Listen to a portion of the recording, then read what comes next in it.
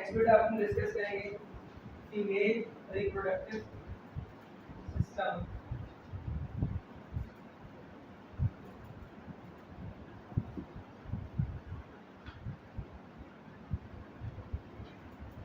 Female reproductive system की अगर हम बात करें तो फीमेल रिप्रोडक्टिव सिस्टम के जो ऑर्गन्स हैं, सबसे मेजर ऑर्गन यानी कि जो फीमेल गोनैड है वो कौन है भाई? यहाँ पर female gonad is simply called as ovary.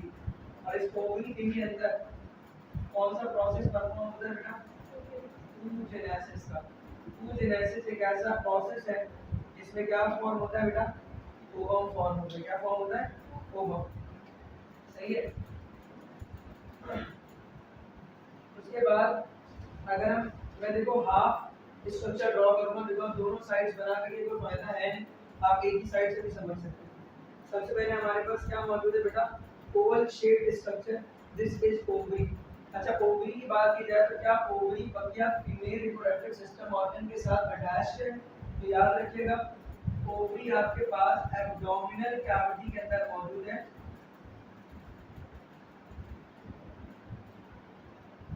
Ovary कहाँ पर मौजूद है भाई? एब्डोमिनल कैविटी के अंदर मौजूद है और ये डायरेक्टली तौर पर अटैच्ड बिल्कुल भी नहीं है फीमेल रिप्रोडक्टिव सिस्टम के बाकी ऑर्गन्स के साथ। ठीक है, यहाँ से जो ओवम रिलीज होगा, ये ओवम भी रिलीज होकर कहाँ पर चला जाता है बेटा? एब्डोमिनल कैविटी के ही अंदर चला जाता है। यहाँ से ओवम निकलकर कहाँ चला जाता है? एब्डोमिनल कैविटी में चला जाता है। फिर एब्डोमिनल कैविटी से tubular structure of the female reproductive system के अंदर चला जाएगा। ठीक है, ओमेंटम मतलब जो कनेक्शन है, जो मेम्ब्रेनस कनेक्शन आप समझ लो कि ओवरी को एब्डोमिनल कैविटी के साथ जोड़कर रख रही है, उसे हम क्या बोलते हैं? ओमेंटम बोलते हैं। क्या कहते हैं? ओमेंटम। तो एब्डोमिनल कैविटी के साथ ओवरी अटैच्ड है, तो एक मेम्ब्रेनस लाइक स्ट्रक्चर्स के साथ आप समझ लो कनेक्टेड है। एक झिल्ली स्ट्रक्चर आपके पास जिसको कहते हैं बारीक सी मेम्ब्रेन बिल्कुल होती है। This is called as omentum. Momentum के जरिए से ओवरी जो है वो एब्डोमिनल कैविटी के साथ क्या है? अटैच है। बारीक सी मेम्ब्रेनस कवरिंग होती है, this is called as momentum. अच्छा, इसके बाद fingers like structures, fingers like projections मौजूद है। इन फिंगर्स लाइक प्रोजेक्शन को क्या कहते हैं? फिम्ब्रियाई कहते हैं। क्या कहते हैं? फिम्ब्रियाई। और इसमें फिंगर लाइक प्रोजेक्शन से कोई एक ट्यूब लाइक स्ट्रक्चर डेवलप होता है।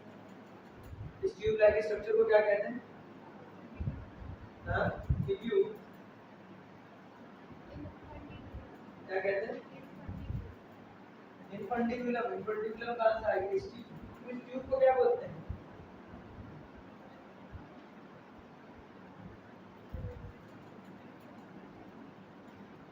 अरे बताओ।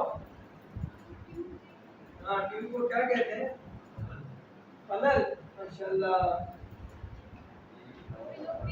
फैलोपियन ट्यूब बोलते हैं।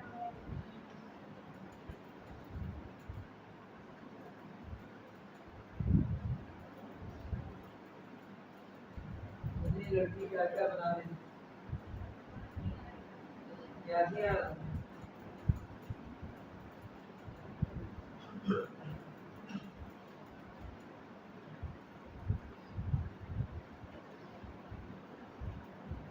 सेम लेफ्ट टू राइट बिल्कुल सेम है। ठीक है चीजें। देखो भाई, ये तो क्या है आपके पास? ओवरी है। ओवरी के अंदर जो प्रोसेस परफॉर्म होगा this is called as oogenesis। उसके बाद कौन है? फिम्ब्रियाई। फिम्ब्रियाई बेसिकली क्या है? Fimbriae are basically the finger like projections. Fimbriae क्या है? Finger like projection. फिम्ब्रियाई का काम क्या है? फिम्ब्रियाई का बेसिकली फंक्शन है, ये कलेक्ट करता है इसको ओवम को। इसको कलेक्ट करता है ओवम को। कहाँ से कलेक्ट करता है?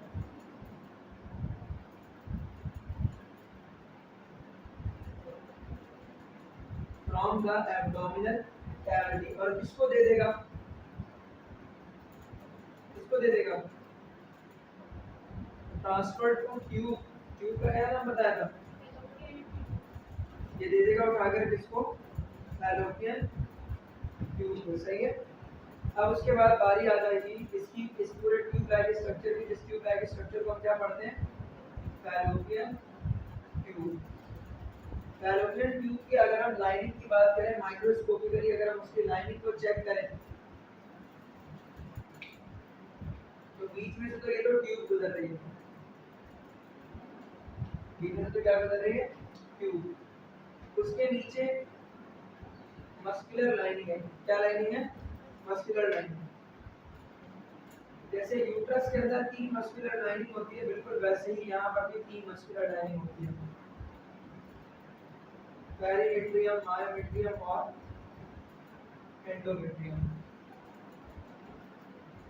सही है, पेरिमीट्रियम, एंडोमेट्रियम और myometrium. There are 3 muscular linings. सही है, इन्हीं मस्कुलर लाइनिंग्स की कंट्रैक्शन से जब ये कंट्रैक्ट होंगे तो ये ट्यूब कंट्रैक्ट होगी, जब ये रिलैक्स होंगे तो ये ट्यूब भी क्या होगी, रिलैक्स होगी। तो यहाँ से जो ओवम निकल कर आएगा और इस फैलोपियन ट्यूब के अंदर चला जाएगा, तो इस फैलोपियन ट्यूब में ये ओवम आगे की तरफ को ट्रैवल कर रहा होगा।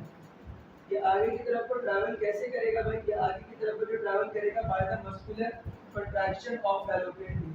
याद रखिएगा बेटा, हमेशा ओवरी से निकलने वाला जो ओवम होता है वो मोटाइल होता है, सीसाइड होता है, वो सीसाइड होता है, वो मूव नहीं कर सकता। By the muscular contraction of the fallopian tube the ovum moves. सही है, इसी मस्कुलर कंट्रैक्शन की वजह से ओवम क्या होता है, आगे की तरफ को मूव करके जा रहा होता है। फैलोपियन ट्यूब की इंपॉर्टेंस ये है कि यही वो ट्यूब है जहां पर आम तौर पर नॉर्मल फर्टिलाइजेशन होती है। नॉर्मल स्पर्म ट्रैवल करके कहां पर आता है, फैलोपियन ट्यूब में, और यहीं पर क्या होती है आपके पास, फर्टिलाइजेशन। और फर्टिलाइजेशन के बाद जो फर्टिलाइज ओवम है वो निकल कर जाएगा यूट्रस में, और अगर वो निकल कर यहाँ यूट्रस में नहीं गया, यहीं पर रुक गया, तो उसके बाद जो प्रेगनेंसी होगी, this is called which pregnancy, normal से हटकर जो प्रेगनेंसी होती है उसको हम क्या बोलते हैं, नॉर्मल साइट ऑफ इम्प्लांटेशन। तो ये ना जाइगोट बन गया, उसके बाद यहाँ पर आकर के इम्प्लांट होना चाहिए जो जाइगोट है उसको, एम्ब्रियो को, और अगर यहीं पर एम्ब्रियो बनना शुरू हो जाए तो फिर क्या कहेंगे, कौन सी प्रेगनेंसी है, एक्टोपिक प्रेगनेंसी। तो अगर फैलोपियन ट्यूब के अंदर इम्प्लांटेशन हो जाए, फैलोपियन ट्यूब के अंदर क्या हो जाए बेटा, इम्प्लांटेशन हो जाए, तो फैलोपियन ट्यूब में इम्प्लांटेशन के नतीजे में जो प्रेगनेंसी होगी, this pregnancy is called ectopic pregnancy. याद रखिएगा, अगर आपसे एमसीक्यूज आ जाए, most common site of ectopic pregnancy,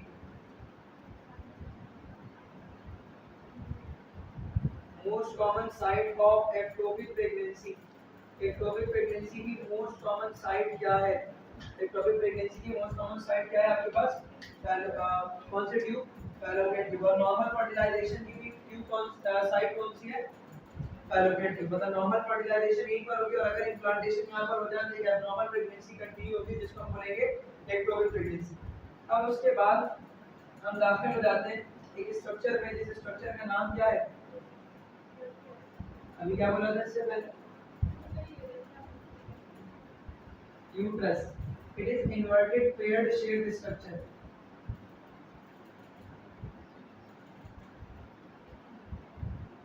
इसका स्ट्रक्चर कैसा होता है, इन्वर्टेड पेयर शेप, नाशपाती जो है ना उसको उल्टा करके रखना, सही है, इस तरह का इसका स्ट्रक्चर होता है। इसकी मस्कुलर लाइनिंग की बात की जाए तो बाहर वाली जो कवरिंग है, दिस इज कॉल्ड पेरीमेट्रियम,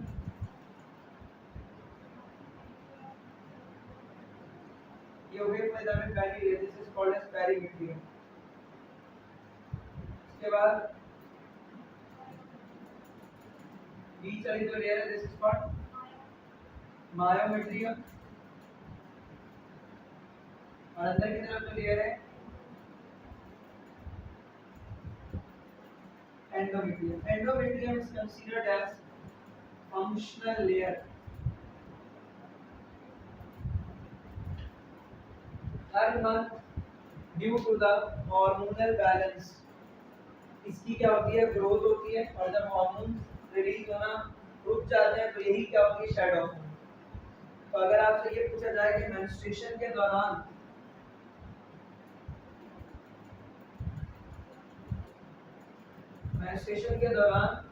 जो लेयर स्लॉप ऑफ होती है वो कौन सी लेयर होती है, एंडोमेट्रियम ही स्लॉप ऑफ होती है। एंडोमेट्रियम की लाइनिंग हर मंथ डेवलप होगी,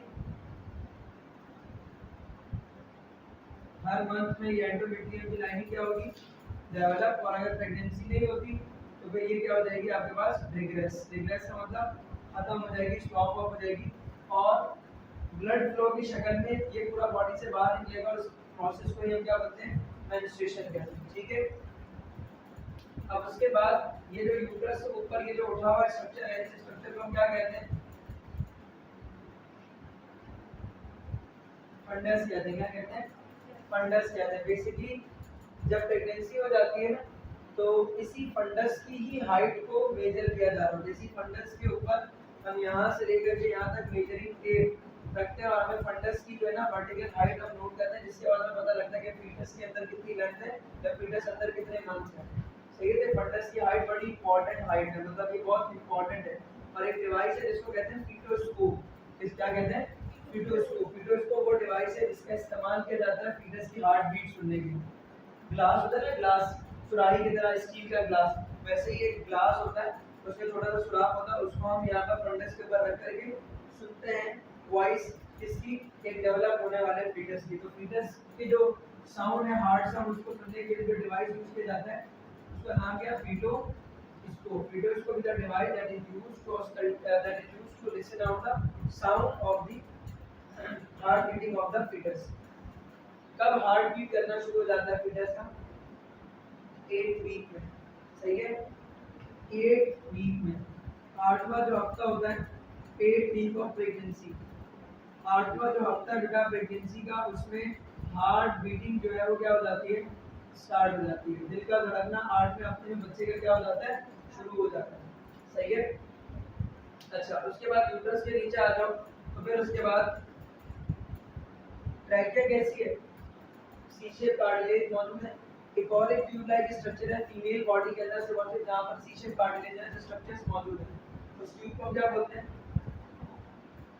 सर्विक्स कहते हैं। क्या कहते हैं, cervix. Cervix is a simple tube, और ये वो ट्यूब है जो कि पैसेज ऑफ फीटस में हेल्प करेगा। सर्विक्स वो ट्यूब है जो कि हेल्प करेगा किसमें बेटा, पैसेज ऑफ फीटस। फीटस को यहाँ से निकलने के लिए रिस्पॉन्सिबल है कौन, सर्विक्स। ठीक है, सर्विक्स के बाद जो नेक्स्ट ऑर्गन आपके पास आता है वो क्या आता है, वेजाइन। सही है, so this was all about the female reproductive system. अब ये जितनी बातें यहाँ पर लिखी हुई हैं, each and every point are important regarding your MCQ purpose. ठीक है, तो इसको सही से देख लीजिए, मेंशन कर लीजिए, और अगर पिक्चर देनी तो पिक्चर दें।